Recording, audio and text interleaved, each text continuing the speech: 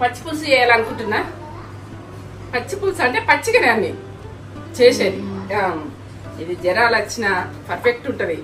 సప్పుడు పైన పప్పులు చేసుకున్నా.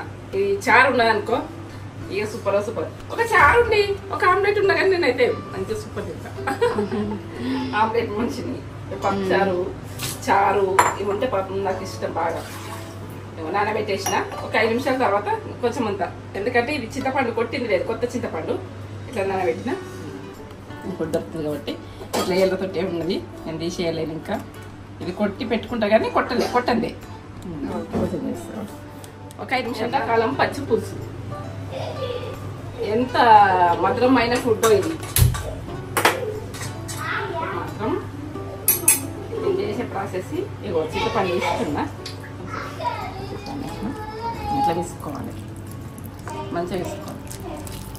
ఒకసారేమో ఇట్లా చిక్క తీసుకోవాలి. తర్వాత మళ్ళా ఏంటంటే కొంచెం పలసగా వేసుకోవాలి. బాగా పుల్లగా ఉందా ఇట్లా ఉంది చింతపండు మీదకి నాకు కొంచెం తీయాల్సి చింతపండు కాబట్టి నేను వాటర్ పోసుకుంటున్నా.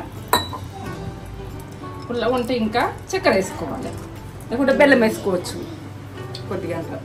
చారు అంటే అంతే, చారు అంటారు, పచ్చి పులుసు అంటారు. నాకైతే ఇప్పుడే ఎంత మంచిగా అనిపిస్తుంది, తినాలనిపించినట్టు అనిపిస్తుంది. ఏ ఫుడ్ కూడా అంత ఇంట్రెస్ట్ ఉన్నది. పచ్చి పులుసు పోసుకొని తింటే ఏమన్నా ఉంటుంది. ఇంకా ఏంటంటే ఇక పాత రోజులు గుర్తు. ఎక్కువ ఆయిల్ ఉడకబట్టది. చిన్నగా ఉన్నది స్పూను, 2 స్పూన్లు వేస్తున్నా.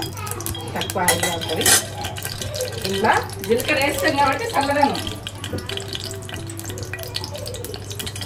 జీలకర్ర వేస్తాం దీంట్లో. ఇది ఎంత చల్లదనం జీలకర్ర. అగ్గెత్తి వేస్తుంది అంటారు, ఇదంటారు అదంటారు కదా. ఇది బాగా పనిచేస్తుంది. ఈ స్పూన్ వేస్తున్నా జీలకర్ర. గోలాలి, మంచి గోతనే టేస్ట్ బాగా వస్తుంది. అది ఏమంటే అది ఈ పోస్తోటే టేస్ట్. కొంచెం ఆవాలు వేస్తున్నా. ఆవాలు కొద్దిగా వేసుకోవాలి. ఆవాలు ఎండుమిరపకాయలతో కూడా వేసుకోవచ్చు. నాకు పచ్చిమిరపకాయలతో నాకు ఇష్టం కాబట్టి అట్లా వేసుకుంటున్నా. ఎండుమిరపకాయలతో కూడా వేసుకోవచ్చు. ఇగో పచ్చిమిర్చి వేసుకుంటాం. కారం ఉన్నది, పచ్చిమిర్చి కారమే మంచిగా ఉంటుంది. ఇక కరివేపాకు వేస్తున్నా.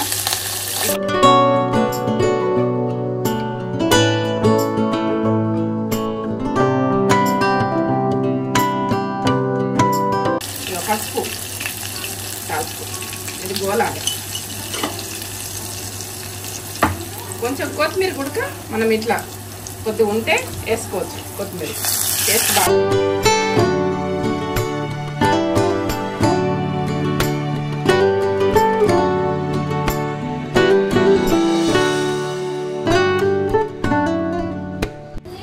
చిన్నపిల్లలకైనా నోరు టేస్ట్ వస్తుంది. ఇట్లా పోసి తినిపిస్తే ఇట్లా మెత్తగా అన్నమండి తినిపించాలి.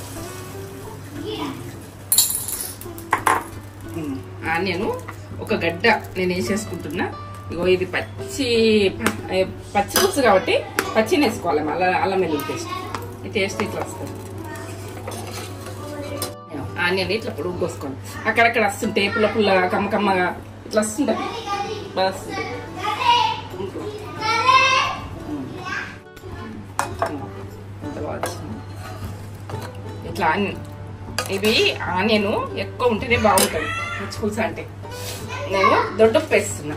దీనికి దొడ్డుప్పు వేసుకుంటే టేస్ట్ వేరే ఉంటుంది. అది నా చింతపండు నాకు ఇది తీయస్ చింతపండు. నేను బెల్లం వేస్తలే, చక్కెర వేస్తలే, ఏం వేస్తలే.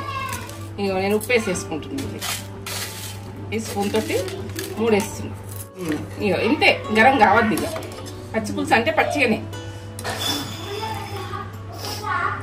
పప్పు చేసుకున్నా, ఏ చేసుకున్నా తింటుంటే ఇట్లా లెవెల్ ఉంటుంది.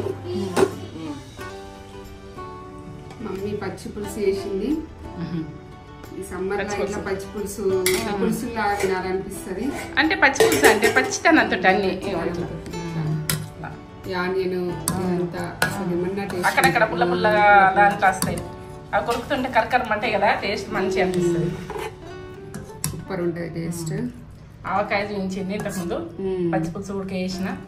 ఎందుకంటే మనం లేని వాళ్ళ ఫుడ్ లేకున్నా కానీ జీవితంలో పచ్చి పులుసుతో తిని లేని ఫుడ్ నేను లేకున్నా ఇదే అమృతం.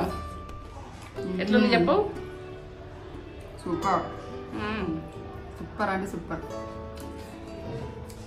బాగుంది. ఇదే ప్రాసెస్ లో చేసుకోండి పచ్చి పులుసు. కారం వేసి కూడా చేసుకోవచ్చు, ఎండుమిరపకాయలు వేసుకొని చేసుకోవచ్చు, అన్ని రకాలు చేసుకోవచ్చు. ఏది పచ్చిమిరపకాయలు వేసి చేసినాం. సూపర్ ఉంది. వీడియో కనుక నచ్చినట్లయితే లైక్ చేయండి, షేర్ చేయండి, కామెంట్ చేయండి, సబ్స్క్రైబ్ చేసుకోండి. ఎందుకంటే పచ్చి పులుసు మనల్లా పచ్చి పులుసు లేదు, మన వాళ్ళు చూడాలి. పచ్చి పులుసు చేసుకుంటే మాకు కొంచెం బొయ్యం కానీ జ్వరం వచ్చిన వాళ్ళు అడుగుతున్నాను.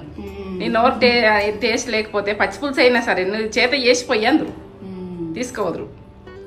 సరే ఇంకొక వీడియోతో మేము ముందుకు వస్తాం. సరే.